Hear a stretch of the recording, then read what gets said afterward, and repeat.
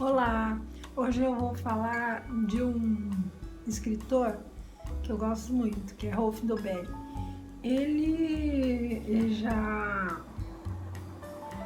começa o livro dizendo que ele conheceu o escritor do Cisne Negro. O Cisne Negro, quando eu estava fazendo o curso de aplicação, né, de ações, eu ouvi falar desse cisne negro. Então é um acontecimento que tem e que de repente ele é devastador e ninguém sabe de onde veio, nem como que apareceu, mas ele acontece e não tem nada assim racional que explique, né? Ele devasta. E o escritor, que é o Taleb, eu ouvi falar a primeira vez desse Taleb, né? Que escreveu um livro sobre isso, que se tornou um best-seller. E nessa mesma época que eu estava aplicando pela primeira vez, eu perdi uns 3 mil reais também, que eu nunca pensei que eu fosse perder, porque nem era em ações, era em título de renda fixa, imagina. E eu fiquei muito pé da vida, mas tudo bem. Aí ele então, numa conversa com esse Taleb, né, eles começaram a conversar sobre todas as falácias que muitos investidores têm de não vender, segurar a ação quando ela cai, quando na verdade deveria vender, né? E foram conversando sobre os erros que eles mesmos cometeram, né? Porque ele também ele é empresário e administrador também, né? O Rolf Dobelli. E aí ele lembra que quando ele estava no auge, né, da vida empresarial, ele sempre anotava durante a vida inteira. Ele fez anotações dos pensamentos, como dos errados, pensamentos que a maioria segue e que são falsos. E todo mundo segue porque a maioria segue, né? Então, o livro é de uma certa forma até hilário, né, em algum aspecto. Mas aí eu gostaria de falar sobre um capítulo desse livro que chama O Viés da Disponibilidade. Nesse capítulo, ele fala que a nossa tendência é sempre usar o que a gente tem mais fácil na nossa cabeça. Por exemplo, se a gente é um profissional recém-formado, é chamado numa empresa lá para fazer alguma auditoria, sei lá, verificar aonde que está acontecendo as falhas que não estão deixando a empresa conseguir os ganhos que ela teria que ter.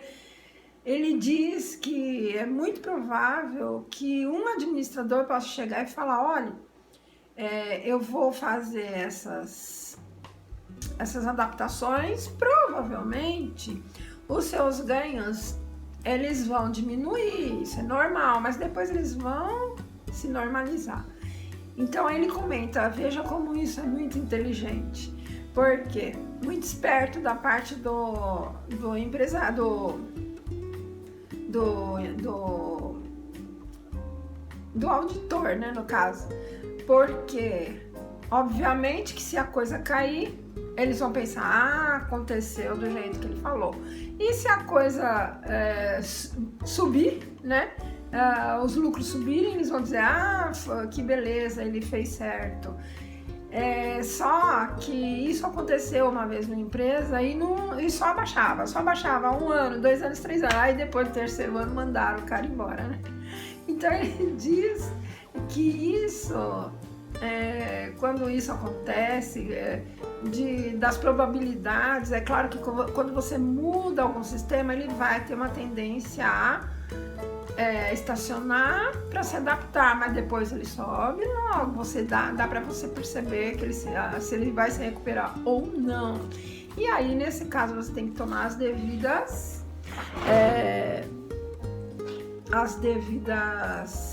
ações para corrigir caso ele só esteja caindo, né? Então tem que ficar esperto, você que é empresário aí. Então ele colocou uma coisa que eu achei muito interessante. Aí eu só vou falar antes de algumas coisas que ele coloca para estruturar essa tese dele, essa tese que na verdade ele viveu a vida inteira dele, né, como empresário, essas falácias que ele coloca. Por exemplo, comprovando o viés da probabilidade que a gente usa. Uma vez ele foi ao médico, ele estava na Alemanha e ele teve uma crise horrorosa, uma dor que ele não sabia o que era. Chegou lá, o médico atribuiu a um mal lá que ele falou e deu um remédio para passar a dor. E ele falou, olha, vai piorar, mas depois você vai passar. E ele foi para casa e realmente o negócio piorou, só que piorou e não passava. Aí depois do terceiro dia ele ligou pro pronto-socorro. Aí chamaram ele rapidinho lá e tiveram que operar, porque era apendicite aguda. E aí perguntou ao médico, mas por que você não veio antes? Você poderia ter morrido. Ele faz esse comentário, ele fala, provavelmente o médico que me atendeu deveria ser muito novo, sem experiência. Usou de alguma coisa generalista que ele conhecia e aplicou em mim. E eu quase perco a vida. Então, a gente precisa estar sempre esperto, porque a gente, a nossa tendência, isso eu falo também com relação a médicos, eu sempre falo, gente, presta atenção, que o médico, ele realmente tem que ser respeitado, porque ele tem muito conhecimento, mas tem você e o seu corpo, né? Você tem que ter o conhecimento intuitivo também de conversar com o seu corpo. E não é para ir acreditando em tudo quanto é empresário, tudo quanto é auditor, tudo quanto é médico, né? Vamos usar o nosso bom senso também. E, enfim, não cair, tentar lembrar que existem esse viés de disponibilidade. O que está disponível a cabeça vai utilizar com qualquer profissional, isso acontece. E aí, algumas coisas que ele coloca que eu achei muito interessantes. Nós pensamos que tudo que vai acontecer de morte, que é muito mais provável, é aquilo que é bombástico, é aquilo que tem, que explode, que faz muito barulho, que faz muito escândalo. Daí ele diz que, por exemplo, atentado a bombas é em número muito menor, insignificante com relação à morte de câncer, que é silenciosa. Atentados à bomba, eles são raros. O que mais? Cair de avião é a coisa mais rara do que você sofrer um acidente de carro. É mais comum um acidente de carro. O que mais? Esse eu sei. A morte de crianças, terceira causa morte de crianças, a terceira causa mortes, né? Que faz a criança morrer no Brasil é afogamento. Já pensou? E eu sei disso porque eu fiz o curso de salva-vidas. Então, confirmando isso que ele está falando. Terceira causa mortes, né? Não é acidente de queda, né? Quebrou a cabeça, né? Criança cai muito. É afogamento. Dentro de balde, criança escorrega ou vai brincar dentro do balde, cai lá, não sabe sair. Já pensou nisso, gente? Então, esse exemplo que ele dá aqui é certíssimo.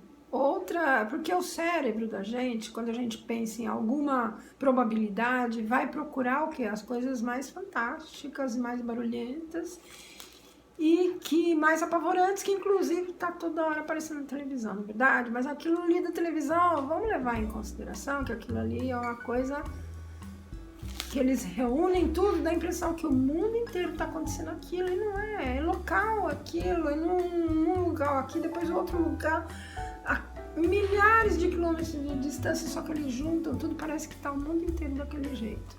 Então, por isso também é outro conselho que eu dou.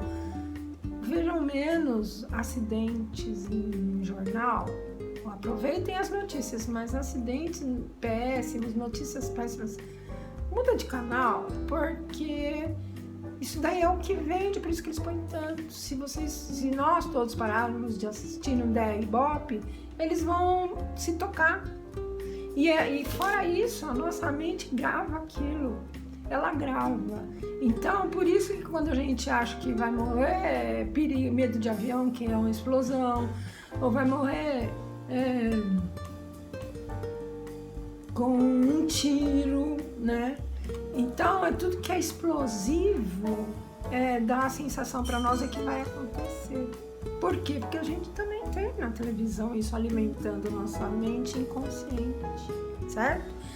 E aí, ainda que eu achei muito legal nesse capítulo por exemplo, uma empresa que quer solucionar um problema de déficit de lucro, que eles fazem tudo certinho, mas não sabem onde está o erro, que não está dando certo, eles contratam um rapaz bem formado, bem cotado, e ele contando, né, que ele viu várias vezes isso acontecer. O rapaz, como é inexperiente, ele vai olhar para tudo, vai falar, olha, eu vou fazer uns acertos administrativos, porém, para adaptação, no período de adaptação, a tendência é cair mais um pouco, depois vai subir.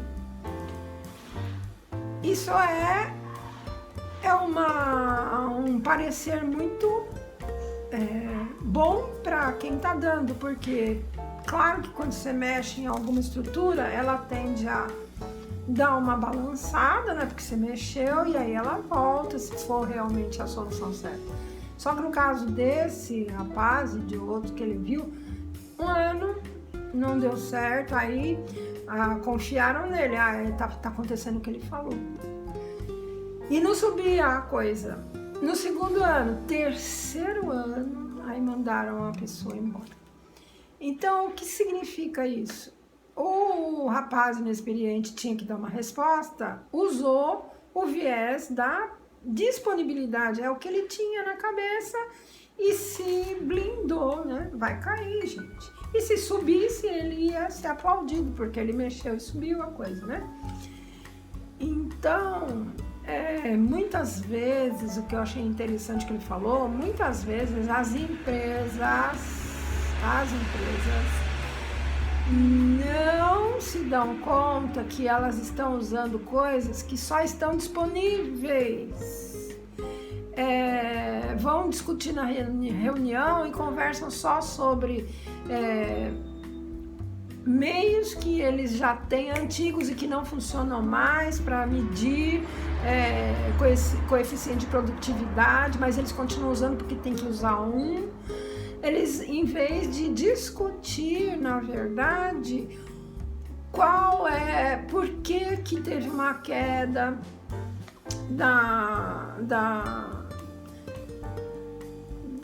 do consumo de clientes, o que está acontecendo com as equipes que estão vendendo menos. Isso seria o certo para numa reunião de ser discutido, mas eles tentam não mexer nisso e sempre procurando auferir os lucros com os mesmos índices, com os mesmos programas que ele tem acostumado a usar.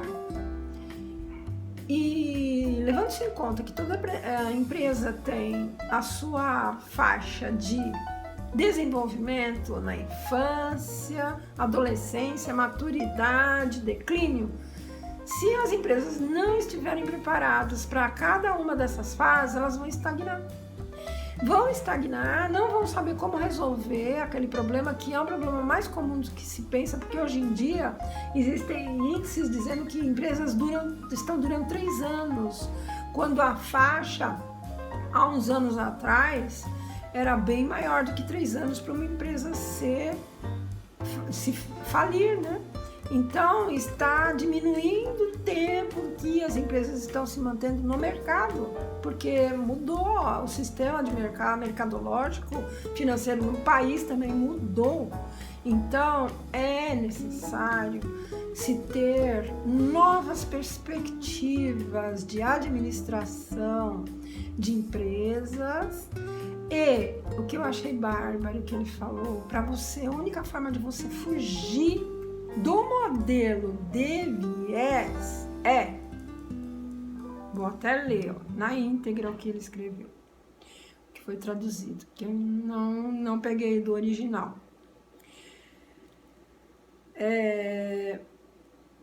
Sozinho você não tem chance alguma de vencer o viés da disponibilidade, porque você também tem os seus, não é, os seus pensamentos disponíveis,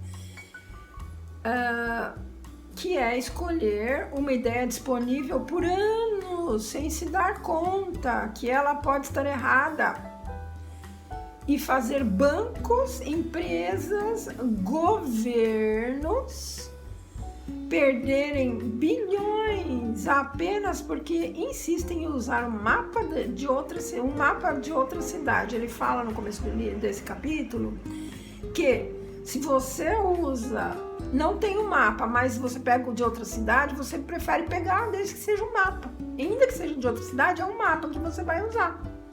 Certo? Aí, o que acontece? Se você não tá ligado nisso, você vai cair no viés da disponibilidade.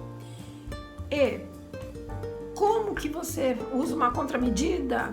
Junte-se a pessoas que pensam de modo diferente de você, pessoas com experiência totalmente diferentes. Pois sozinho você não tem chance nenhuma de vencer o viés da disponibilidade. Então eles citam a frase, uma parte da música do Frank Sinatra, oh, my heart's breathing wildly and it's all because you're here. When I'm not near the girl I love the girl I'm near. Então, traduzindo, meu coração está batendo como louco porque você está aqui. Se não tenho por perto a garota que amo a garota que tenho por perto. Até o próximo.